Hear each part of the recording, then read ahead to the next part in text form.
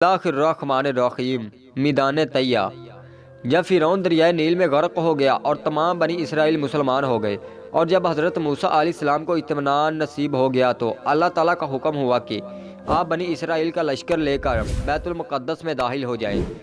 اس وقت بیت المقدس پر عمالقہ کی قوم کا قبضہ تھا، جو بدترین کفار تھے اور بہت طاقتور و جنگجو اور نہایت ہی ظالم لوگ تھے۔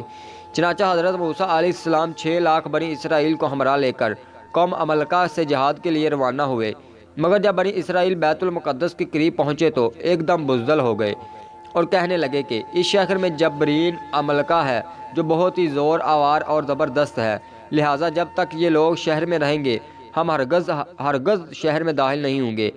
بلکہ بنی اسرائیل نے حضرت موسیٰ علیہ السلام سے یہاں تک کہہ دیا کہ اے موسیٰ، آپ اور آپ کا خدا جا کر اس زبردست قوم سے جنگ کرے، ہم تو یہیں بیٹھے رہیں گے۔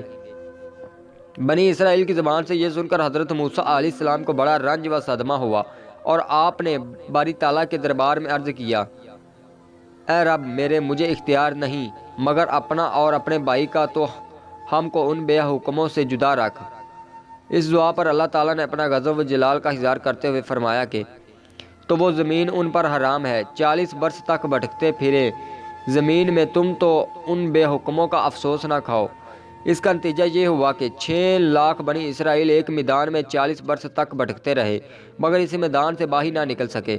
اس میدان کا نام میدان طیہ ہے۔ اس میدان میں بنی اسرائیل کی کھانے کے لیے من سلویٰ نازل ہوا، اور پتھر پر حضرت موسیٰ علیہ السلام نے اپنا عصا مار دیا تو پتھر میں سے 12 چشمے جاری ہو گئے۔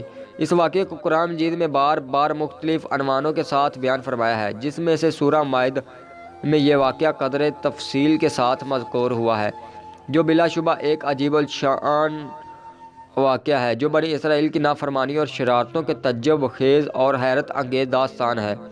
مگر اس کے باوجود بھی حضرت موسیٰ علیہ السلام کی محبت و شفقت بنی اسرائیل پر ہمیشہ رہی کہ جب یہ لوگ میدان طیہ میں بھوکے پیاسے ہوئے تو حضرت موسیٰ علیہ السلام نے دعا مانگ کر ان لوگوں کے کھانے کے لیے من سلویٰ نازل کروایا اور پتھر پر عصا مار کر 12 چشمے جاری کر دیے۔ اس سے حضرت موسیٰ علیہ السلام کے صبر اور آپ کے حلم اور تحمل کا اندازہ کیا جا سکتا ہے۔ دوستو، ویڈیو اچھی لگی تو ہمارا یوٹیوب چینل سبسکرائب کر دیں، اور ویڈیو میں کوئی مسٹیک ہو جاتی ہے تو کمنٹ سیکشن میں ضرور بتائیے گا۔ جزاک اللہ۔ اللہ آپ کو اپنے حفظ و ایمان میں رکھے اور آپ کی نیک خواہشات پوری کرے، آمین۔